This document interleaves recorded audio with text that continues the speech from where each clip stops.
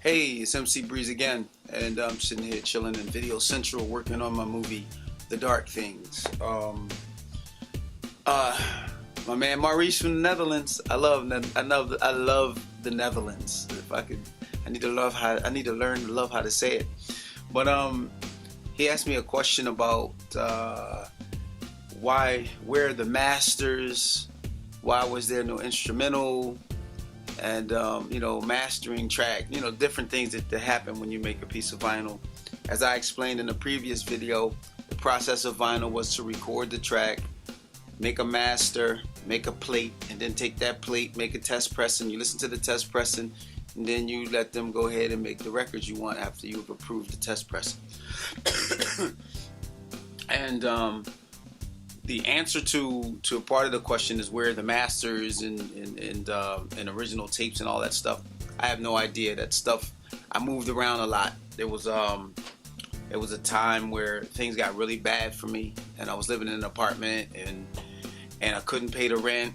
Gas went off and everything. So when I moved out, it was quick. I left a lot of stuff, and then there was a time when I was in a house and everything flooded and I lost a lot of things that I had, and so that's what happened to the masters and all that kind of stuff, the plates and all that. I had it for a while, and then it got away from me.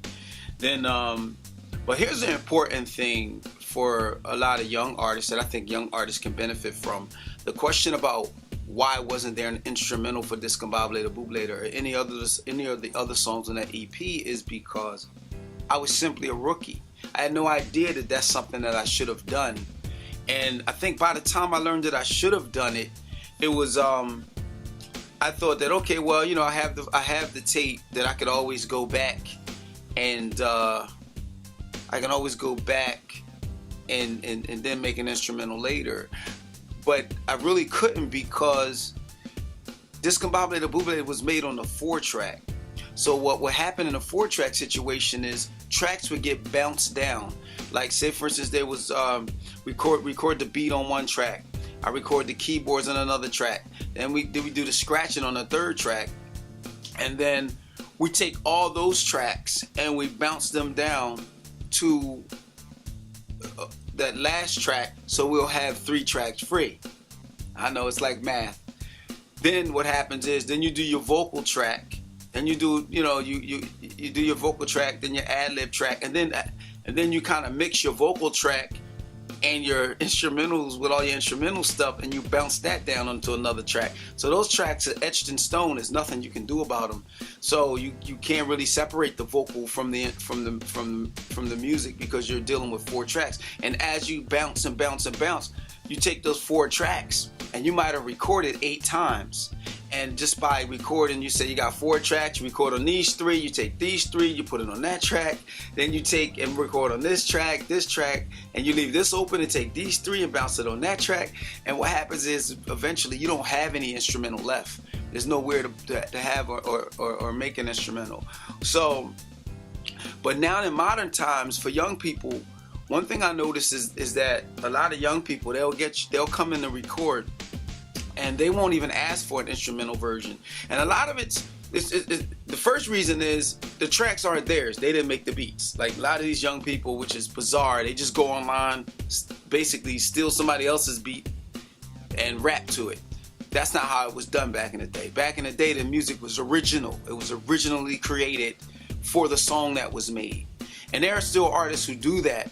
And my suggestion to the artists that do that is, when you go in the studio and you bring your music in and you do your vocals, and a lot of artists are doing this, but make sure you have an instrumental track, so when it's time to perform the song, you're not ad-libbing over top of, not ad-libbing, but you're not rapping over top of yourself rapping.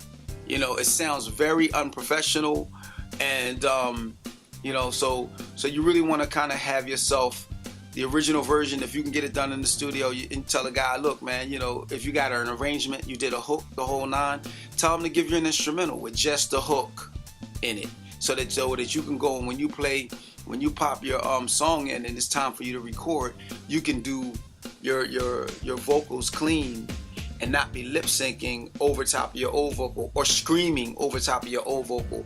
Some people think that sounds good, but it really doesn't, and it's very unprofessional. So in terms of an instrumental for Discombobulator, which is an answer to Maurice's question as well, I do have an instrumental of Discombobulator. We basically redid it, and I actually redid it twice. I remember it was an interesting story. I used to date Left Eye. She's a good friend of mine, and I remember I was teaching her how to program beats and the whole nine, and around that time, that was probably in '88. That's when I made the first instrumental Discombobulator, because I didn't want to be rapping over top of me, over the lyrics. And then I believe recently I made another instrumental Discombobulator, probably in the last 10 years. And but anyway, that's the deal with the masters, the original tracks, the plates, and all the stuff that goes into making a vinyl. That stuff is basically gone forever. And thanks. That's another answered question about Discombobulator and the mysteriousness of that song. And I was going to only do 29 of these because the month of February is 29, but it just sounds better to do 30 of them for the 30 years of Discombobulator. Peace. Thanks again, MC Breeze. 30-year anniversary of Discombobulator. Once again, Maurice, thank you. I'm out.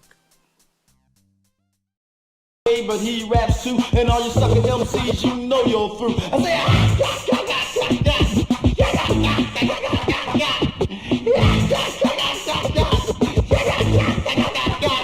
it's like this, y'all, like this, y'all, like this, y'all, this, y'all, this, y'all, that, y'all, that, y'all, that, y'all, that, y'all. Keep it on, keep it on, keep it on, keep it on, keep it on, keep it on.